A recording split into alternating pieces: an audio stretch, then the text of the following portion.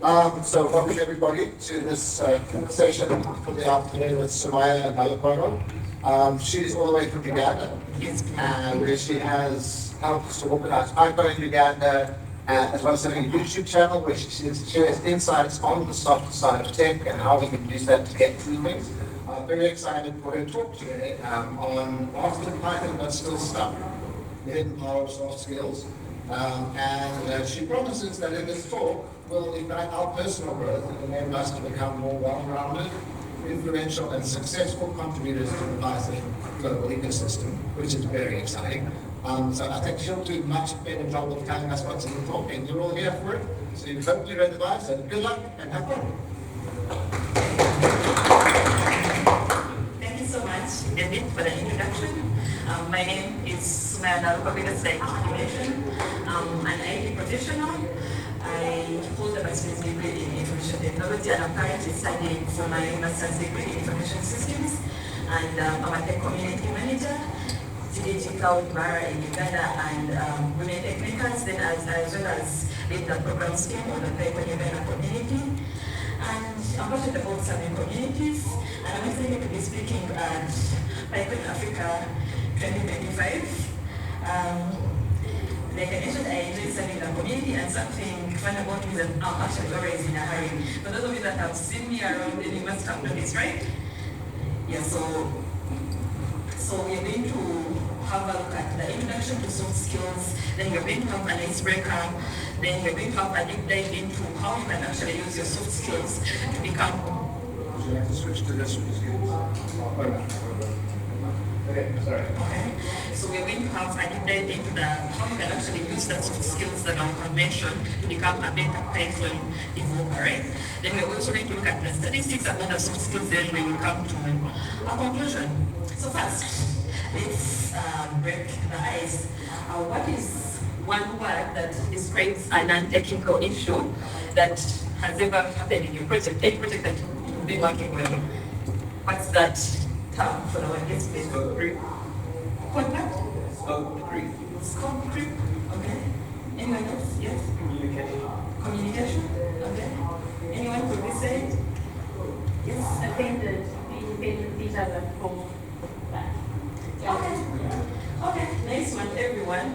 But I think the main word right here as people in tech normally just call everything a bug, right? Even when it's not a bug, I don't know if it has happened. Anyone among us, just like just call everything a bug, right?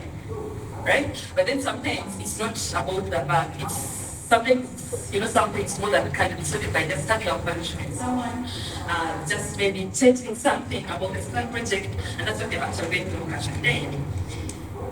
So first, what are soft skills? What do you understand by soft skills? What came to your mind when you read my talk title and saw something about soft skills?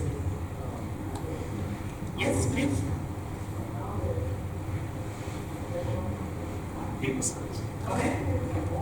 People skills. People skills. Okay. Anyone else? Teamwork. Teamwork.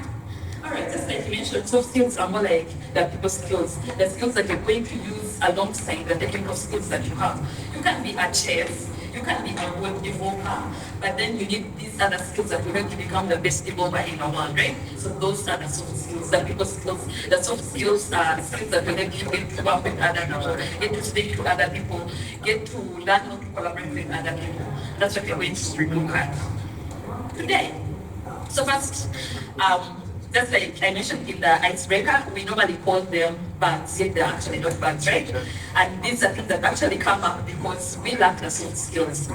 But worry not, we are actually going to look at what soft skills are and how we can actually use them in this talk.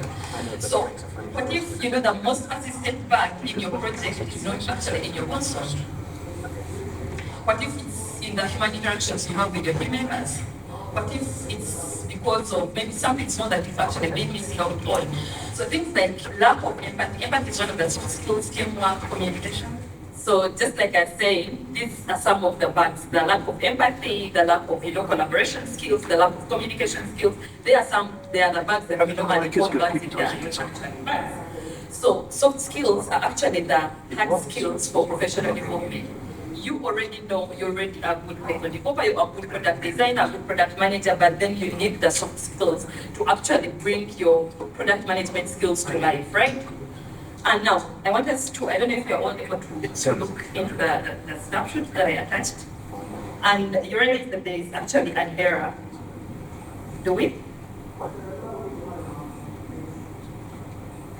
Are we able to identify anything?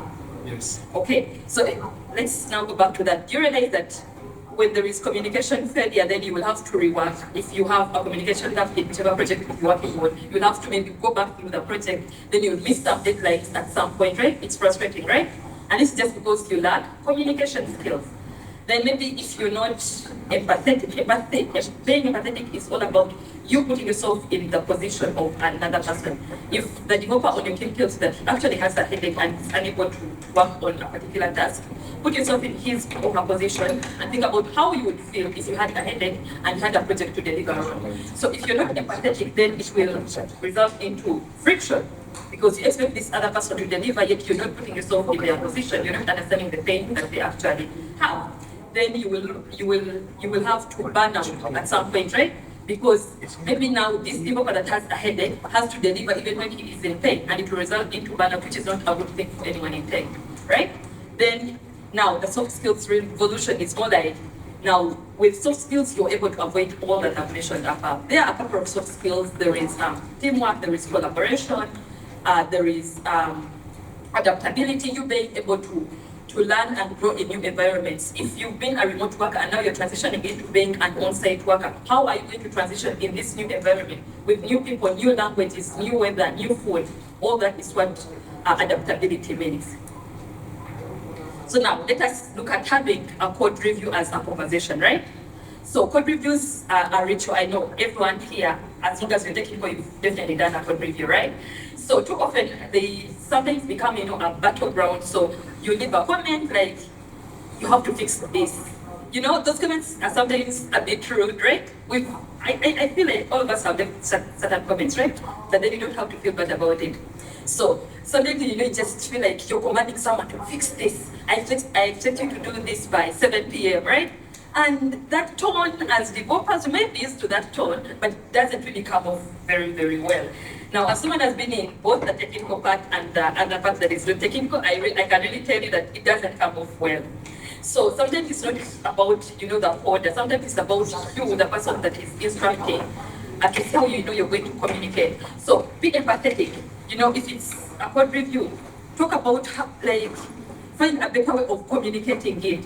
Something like, this is wrong, changing is really bad. Like if I just told this is wrong, change it, you would feel like I'm rude, right? But then if I say, I'm wondering if there's an efficient way on how you can actually handle this, that's a little bit better, right? Compared to the first one. Because the first one is more like a commanding tone. This is wrong, change it. You're not even giving me a chance to say that I actually messed up here or not. But if we just use something like this, then it's a little bit better. And always focus on whatever you're trying to communicate. Realize the first one, they did not focus on the coder, on the developer. But in the second one, you have to focus on whoever you're communicating to. Because if I do not focus on the coder, then I might, the person reading the message might think that maybe I'm talking about something else. So we have to learn how to communicate better. And the strategy is always more about asking for feedback. If you're telling someone to fix something, maybe ask them why they fixed it that way, or if they have a chance to improve it, rather than just telling them to change that. All right, so let's now have a look at a hash form of feedback and constructive feedback. So this was the response. What the fuck is this? This is anti-Pythonic garbage. Fix it now with an emoji. And then now there is this. I'm curious about the trade-offs here. Did you consider a list of combinations for this? I think it might improve readability. I feel like this one is a little bit better, right? What do you think? The red and the green one, which one is better? The green one, right? Where do we belong? I'm not going to judge any one of us. Okay. So let's just make sure that we are always on the green side, right? Okay, so a crystal clear communication really plays a vital role in all our lives as developers. So sometimes if you're not in the same room with whoever you're working with, then you have to ask yourself about three things. What, why, and And when? Why did they do that project that way? Why did they have to work on that task at that period of time? And when did they actually work on this? You get, before you can submit any form of feedback, because you might assume something which is not the same thing that is actually happening because you are not in the same room with this person. Sometimes you might receive a vague message, maybe asking about clarity, but then you still have to ask yourself, why is this person asking me this? Maybe they need another form of clarity, maybe they did not understand the instructions I gave them. Then as soon as you learn how to, just always be clear and communicate efficiently, trust me, your work will be easy. Just now, keep that. Okay. All right. My enemies are fighting. Okay. So, and whenever you're in doubt, always write. Communicating. I think communicating via text is better than communicating via. Many people prefer the way it's created.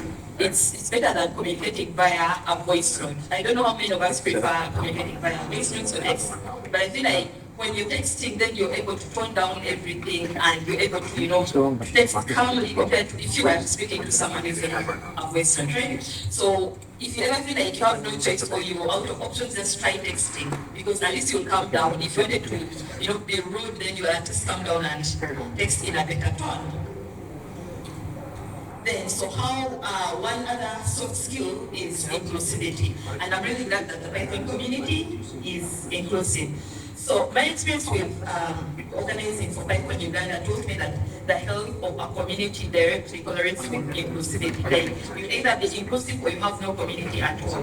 And one thing I know is that a code base comes from a diversity of thought. Like you have to have a developer contributing, a product manager contributing, a product designer contributing for a successful code base. So you will have to have a team of diverse people with different levels of expertise contributing to make this successful. So if one person is dominating a certain meeting, then it is your job as an individual to make sure that no one is actually dominating the meeting. Maybe you can mention things like, where to hear from? Maybe Sumaiya, I would like to hear what Sumaiya has to say about this. I would like to hear what Laura has to say about this, so that you can get everyone's opinion and let the conversation flow throughout the whole team rather than just having one person dominate the conversation, right? Even if it's a project that you're actually working on, make sure you get feedback from at least everyone, get input from everyone, because if you do not, they just feel like you are the boss and you're just giving them instructions and their opinions do not matter, yet opinions of everyone on a team actually do matter. So how can we do this? We can do this by actively ensuring that every voice is heard, every person from irrespective of their background is actually heard in each and every other discussion. So now this is your soft skills toolkit. One thing you have to know is that you will not learn all the soft skills in one day. It will take you months, it will take you years, and a lot more than that. But here are the actionable strategies that you can actually implement maybe this week or even 24 hours from now.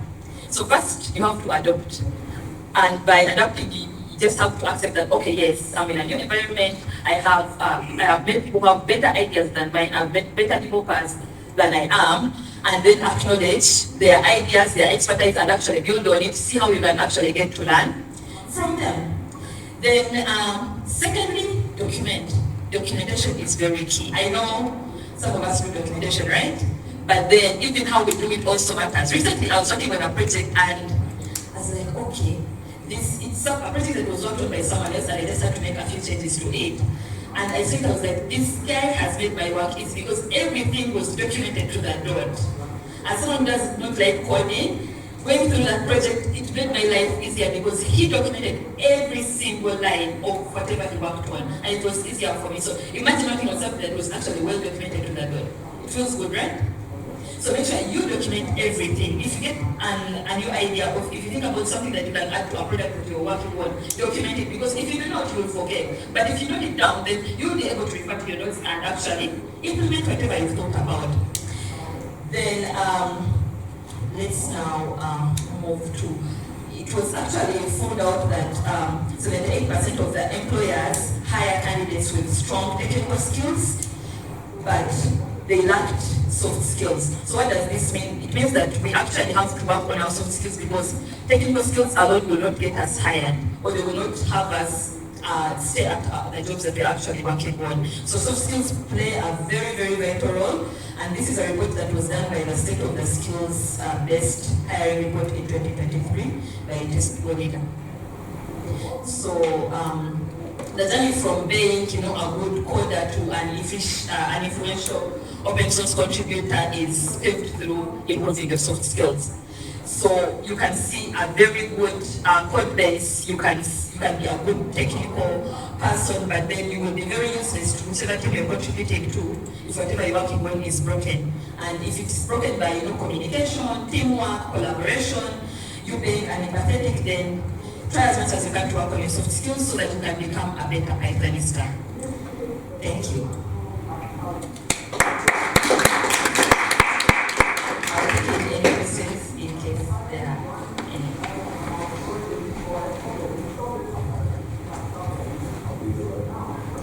Thanks so much for that. Questions?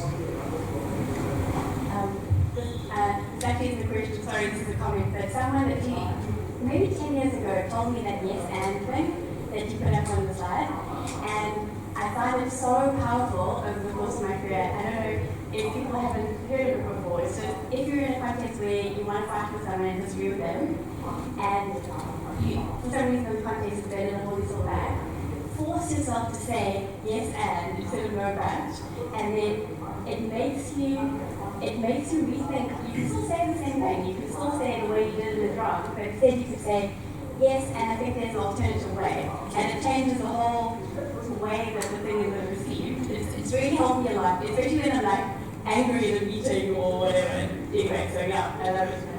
Thank you so much. Thanks. These tools for talking are great. Go. Hi there, I'm sorry. Can you go back? I think 2 slides. Okay, it's okay. So also mine is only just a comment. I used to have kids back in the school. We all know obviously how messy is our relationship with. But these 3 points here, actually teachers could adopt them to teach kids with parents. The outcomes are exactly going to be the same. Because it's about accepting different views and not judging someone about. Put yourself there as a student of maths. You're trying to learn factorization or fractions, whatever. I was terrified. I'm sure a lot of people were too. But really, this is exactly the things that it's called a growth mindset from Joe Burrow's when it stands for. It's exactly the same thing for maths in the classroom, and also it's professionally for working in building teams, accepting different ideas, because people with different cultures and backgrounds and all that, and solutions come exactly from that, accepting different ideas that are not familiar to you. And also, I think point number 2, it says, accept the quieter voices. If you're a teacher, you see a student in the back who's really not contributing, but maybe the best solution comes from him or her, just like he's quiet because he doesn't feel he's part of the team. So I can put something there. Good, thanks for that. Yeah. I'll actually ask a question. Can you tell us some examples of how you've seen these things at play in teams or projects you work on? Thanks. I'll bring this back. Alright, the first example is something like that I've already mentioned, documentation. I've recently been introduced to, there is a certain project I've been brought on board as an IT professional, and it was worked on by someone else previously. And I found the code well documented, meaning that if you're good with documentation as a soft skill, then you will make the lights, you make the work easy for the person who will be working on the project right after you. Then communication, teamwork, collaboration. I've seen this with the Python community in Uganda. I'm based in Western Uganda, and most of the other organizers are based in Central Uganda, the capital city. So us having to collaborate and pull off an event for 3 years consecutively, when we are based in totally different locations, that means that we have to communicate effectively. We have to make sure that all the tasks are being worked on. And now this made me realize that I actually have good communication skills to use. You will have a team of over 7 people, and some of them, like 3 will work on the tasks and the 4 will just be silent, right? Now they have to reach out and inquire. You've been silent, you've not been contributing. Is there anything that you're working on? Are you facing any challenges? How can you be of help? Are you not been showing up for the weekly meetings? How can we be of help? Are you facing any challenges? small things like that have helped me actually realize that, okay, this is part of the soft skills, maybe this is collaboration, this is teamwork, and a lot more, of course, now with GPT Cloud and Women Ignite as Bara, sometimes you face several challenges. Let's say an event is running and maybe a certain speaker is not at the venue yet. So how are you going to handle that as a leader? Are you going to stand there and tell people that the speaker is not there, or maybe you're going to have someone step in and maybe deliver a workshop, or such simple soft skills. And what you clear and say is it's not something that you're going to learn in one day. You're going to learn how to communicate better, either verbally or even written communication in just one day. You just have to accept the progress and take one day at a time. And for communication, you just have to start speaking to your friends formally. I remember the time I was trying to become a better written communicator. I would text my friends via WhatsApp and say things like, please find attached. And they'll be like, why are you speaking to us this way? But it was more, I want to learn how to formally speak. If it's on email, there shouldn't be a difference between our WhatsApp text and an email, right? So it's how I just started doing that. Then even, like public speaking, I'm still learning, but then I've had to practice. I've had to speak before my family members, before my friends. And trust me, I feel like I'm getting better. So you just have to take one day at a time and take every other chance as an opportunity. You can still learn by talking to your friends, asking them for feedback. And yeah, it will be good. Okay, thank you. We still have some time to the session. And I guess if you came to the session, you're curious about these soft skills things. So maybe, since we've got somebody who's been navigating this for a while, maybe I'll ask a question of like a hypothetical asking for a friend kind of thing, or something that you're perhaps struggling with. We could maybe take a moment to unpack it with the speaker. So, Sumaiya, what about the concept of you regard it as soft skill, the ability to think about something complex but then simplify it for another person? That another person could be a fellow developer or even a client, because clients are not necessarily technical, but maybe you're providing a solution for your clients, but then you're so high tech that whatever you do or say really just flies above your head. Yeah. So we do regard that as a soft skill as well, simplifying complexity or take complexity and just really simplify it for the ordinary person. So yeah, I would actually regard that as a soft skill, critical thinking. And now, as people in tech, we work on different products, right? But we actually, I think 90% of the people we develop for are not people in tech. You're working on a red hailing app which will be used by literally everyone. You're working on an application that will be used by people in agriculture, right? So you have to understand how to explain to them. You will be the product lead, you will be the project lead, but then you have to explain to the client so that they understand what they're doing. So that means you have to take away the technical jargons and now learn the day-to-day language that is understood by these people. You don't need to be telling them that, oh, there is a bug, oh, it only works on my machine. No, you cannot. So you have to learn how to communicate all those complex ideas, all those complex terms to those people. So it can start off by you now explaining the tech you do to non-technical people. And now, people in tech, we normally just have a sample of techies, right? Yet we actually have to have friends who are also not in tech. So you can just go to this friend who's not in tech and tell them, okay, I'm working on this application that maybe helps people maybe order forex around Johannesburg. What do you think about it? Try to explain to them without using words like interfaces, what like use non-technical terms, right? Then see if they're going to grab the idea. If they do, then you're doing good. It means you will be able to explain to the client. And if they don't, if you have to go ahead and explain that maybe this is a button, or you have to press here to exit the amp, or something like that, then it means you have to improve on how you're actually explaining. Thank you. Cool. Clearly I was standing on that side of the room enjoying questions from there. So I'll make it easier for people this side. If anybody has anything that they're curious about, thinking. I suppose, yeah, from my side, maybe a question is, in terms of your own emotional journey as you're trying to manage all this as a community, what things do you do to help yourself stay engaged? Okay. All right, thank you so much. So one of the things that I really do to keep engaged first is showing up for the conferences. Yes. At least, if you go to Uganda, and met at least some random people in the tech ecosystem. They'll tell you they've seen me at least on one of the conferences. I'll try as much as I can to be at least every other tech conference in Uganda. And the other thing is I subscribe to tech newsletters. I think there are about 7 now that I read. Some of them publish monthly, some of them publish weekly. So I keep updated by doing that. Then I watch some tech YouTube videos. Then of course, meeting new people. That's how I try as much as I can to keep engaged. I have conversation. Then on social media, I follow people that are really in tech, and I get to see, to see what they're saying, what they're talking about, what events they're attending, and yeah, that's how I really try as much as I can to keep engaged. Cool, fantastic. So we are at the conference, we can engage. I think let's give a last round of applause and thank you very much and well done.